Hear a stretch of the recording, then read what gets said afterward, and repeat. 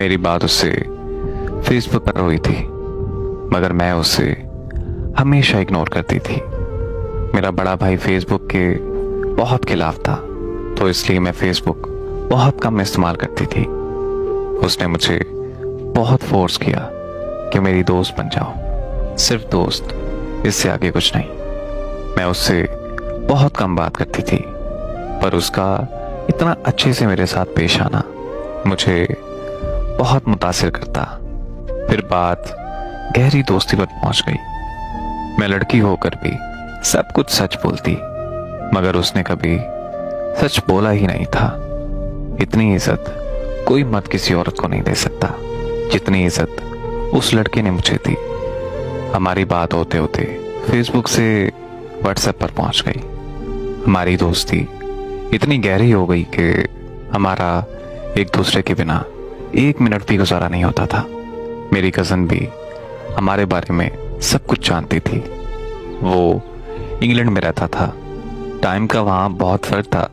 वो अपने बिस्तर से बाद में उठता था, पहले मुझे मैसेज करता था, फिर नाश्ता बनाते बनाते काम पे जाते हुए भी बात करना, क्योंकि काम के दौरान कॉल पर बात करना उसके लिए बहुत मुश्किल होता था। फिर रमज़ान आ गया। उसने मुझे कहना कि नमाज पढ़ा करो, रोज़ा रखा करो। मुझे तो काम की वजह से टाइम नहीं मिलता। मुझे उसकी ये बातें उसका दीवाना बना गई थी। जब जुम्मे का दिन आता तो उसने मुझे कहना कि चलो शाबाश उठो, जल्दी से जुम्मे की नमाज पढ़ के मुझे मैसेज करो। उसे मेरी आंखें बहुत पसंद थी। वो हमेशा मेरी आंखों की तारीफ करता रहता था। माह रमज़ान गुजरा तो ईद आई, और ईद के रोज़ उसने मुझे थोड़ी सी लेट कॉल की। कहता कि नमाज पढ़ी, फिर दोस्त नाराज थे तो उनके पास चला गया। पहले तो मैं बहुत नाराज़ हुई उससे, लेकिन फिर ईद का दिन था तो इस वजह से मैं जल्दी मान गई। मेरा और उसका साथ बहुत अच्छा गुजर रहा था। मैं जब भी नाराज़ हुआ करती थी तो अपना नेट ऑफ कर दिया करती थी। अक्सर वो मुझे कहता था कि तुम नाराज़ हो जाती हो, अगर मैं मर गया तो तुम्हें कैसे पता चलेगा। तो मैं उसे कहती थी कि कोई किसी के लिए नहीं मरता।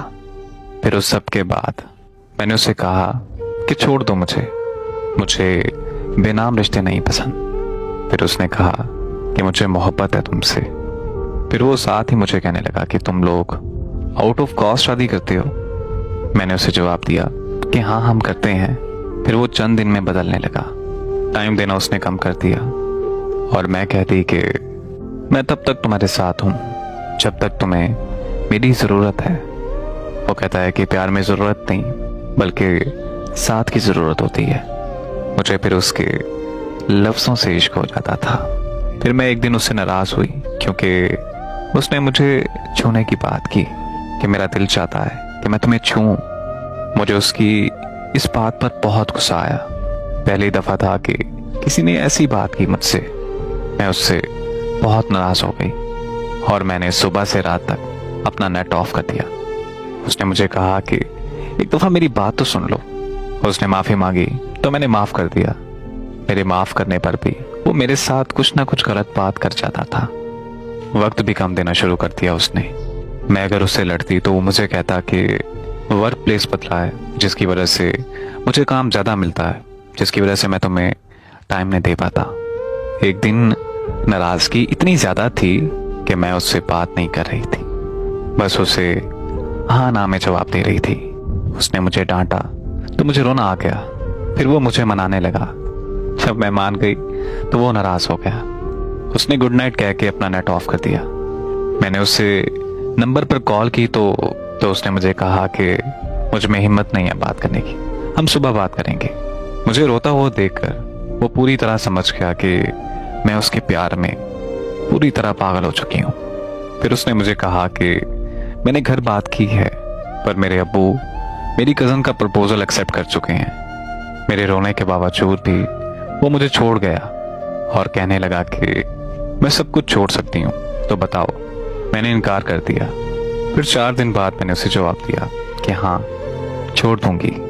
उसने उसी वक्त घर से निकलने का कहा और उसने मेरे से एक सवाल किया कि हम घर वालों को दुख देकर खुश रह सकते हैं।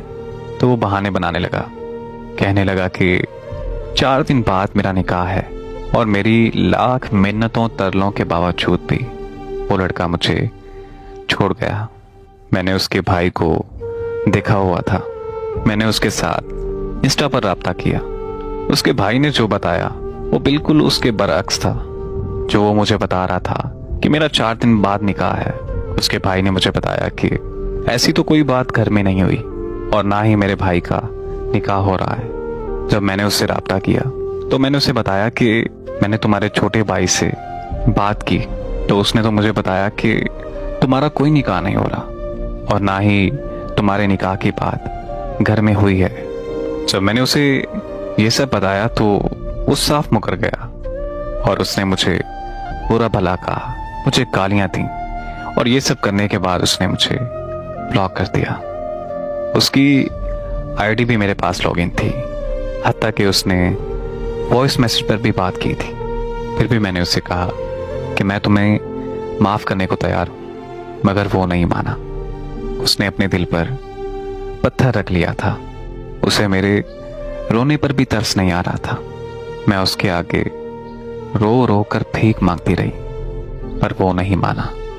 मैंने उससे एक फेक आईडी बनाकर बात की और उससे सच उगलवाने के लिए मैंने सारी बात झूठ बोली। और फिर जब पूछा तो कहने लगा, अगर अब तुमने मेरे किसी भी रिश्तेदार से राब्ता किया तो मैं ये भूल जाऊंगा कि मेरा तुम्हारे साथ रिश्ता क्या था और तुम्हारी जितनी भी तस्वीर हैं वो सारी मैं फेसबुक पर अपलोड कर दूंगा। उसने गुस्से से बोला, क्यों मेरे रिश्तेदारों के सामने, मेरे जानने वालों के सामने मेरी सारी इज्जत खराब कर रही हो। हालांकि उसका वादा ये था, इस जहान तो क्या मैं अगले जहान भी हमेशा तुम्हारा रहूंगा। मगर उसे मेरी हालत पर बिल्कुल तरस नहीं आया।